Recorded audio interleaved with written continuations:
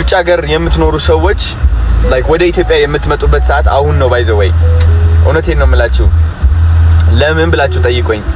አንደኛ ነገር የአዶናይ ህይወት ካናዳ ያለና የአዶናይ ህይወት አሁን ያለው አንደኛ በግልጽና በተግባር እያያችሁት ነው። ምንም የሚወራ ነገር አይደለም። እና ብዙ ዲያስፖራዎች ዲሴምበር መጥተው ነበር። የወዘ ዲያስፖራ ሲዝን አይደለ? ወደ አዲስ አበባ ሲመጡ እያንዳንዱ ዲያስፖራዎች ሲናገሩ የሰማሁት ምን እንደሆነ ታውቃላችሁ?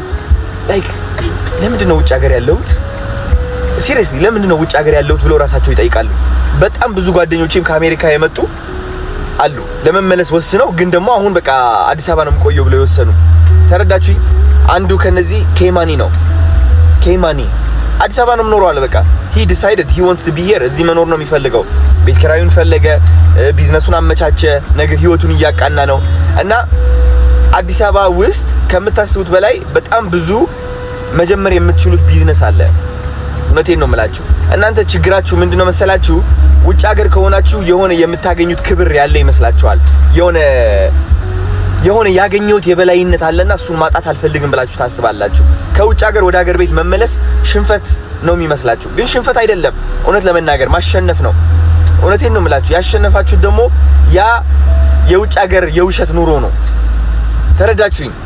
እዚህ ግን አገራችሁ ስትመጡ ቋንቋ፣ ህዝቡ፣ ቢዝነሳችሁ፣ ኑሯችሁ፣ ምግባችሁ፣ ሁሉም ነገር ለእናንተ ነው የሚሆነው። ለእናንተ የተሰራ አይ ቲንክ ኢትዮጵያ የተወለድንበት ምክንያት አለን።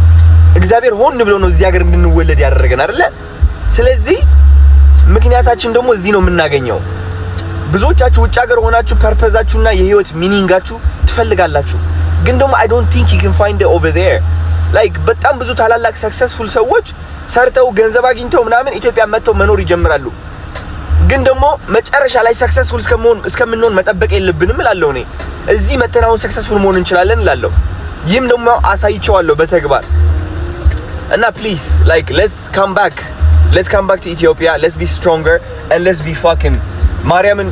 አብዛኞቹ ወጣቶች አሁን በጣም ክሬቲቪቲ መቀላቀል ትፈልጋላችሁ። ይኸው ሲድሮ መጥቶላችኋል። እናንተ you know what I mean። በዶላርም ትከፈላላችሁ፣ በብርም አለ። ከዛ ደግሞ ሌላ ቢዝነሶችን መጀመር ትችላላችሁ። ቲክቶክ አለላችሁ። በጣም ብዙ ኦፖርቹኒቲ ነው ያለው። so please come over and join seriously። እኔ ካናዳ መሄድ አልፈልግም። ምን ያደርግልኛል?